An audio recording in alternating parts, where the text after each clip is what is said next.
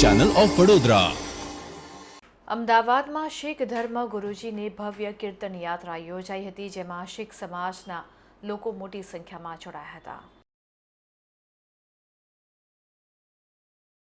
દશમેશ પિતા ગુરુ ગોવિંદસિંહજીના પ્રકાશ પર્વને સમર્પિત છે।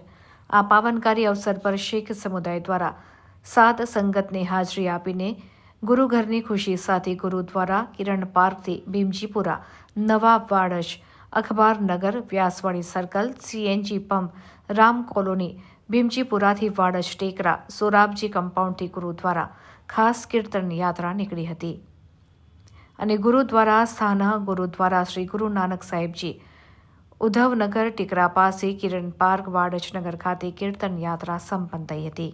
સંખ્યામાં શ્રી ગુરુ ગોવિંદસિંહજીના ગુરુપર્વ નિમિત્તે ખાસ કીર્તન યાત્રા સમૂહ, સાધ સંગત અને મોટી સંખ્યામાં શીખ સમાજના લોકોએ હાજરી આપીને જોડાયા હતા।